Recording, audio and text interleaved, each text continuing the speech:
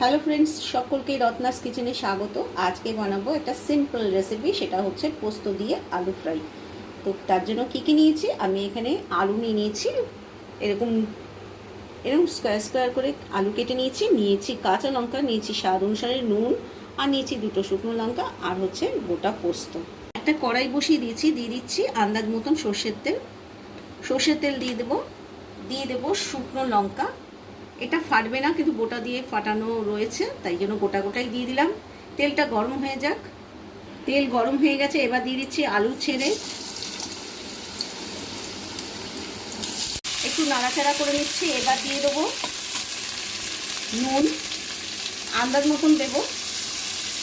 এবার দিয়ে দেবো একটু ভেঙে রাখা কাঁচা লঙ্কা।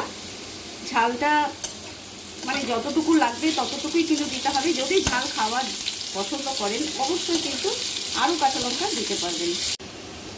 আলু অনেকটাই ফ্রাই হয়ে গেছে, এবার দিয়ে দিচ্ছি পোস্ত।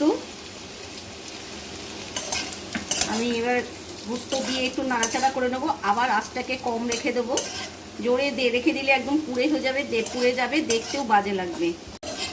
আঁচ কমিয়ে কিন্তু এটাকে ফ্রাই করতে হবে। বেশি আঁচ জোর করে দিলে আলু কিন্তু ভেতর থেকে সিদ্ধ হবে না, অথচ ওপর থেকে পুড়ে যাবে। তো এটা আমি কম আঁচে এটাকে রেডি করে নিয়েছি, একদম রেডি হয়ে গেছে। এবার একটা প্লেটে নিয়ে আমি পরিবেশন করে দেখাচ্ছি। কেমন লাগলো আমার এই রেসিপি? যদি ভালো লেগে থাকে অবশ্যই একবার ট্রাই করবেন, আর ভালো লাগলে লাইক দিয়ে দেবেন আর শেয়ার করবেন, আশা করি বন্ধুদের সঙ্গে। ভালো থাকবেন, সুস্থ থাকবেন, হ্যাঁ সাবস্ক্রাইব করতে কিন্তু ভুলবেন না। বাই।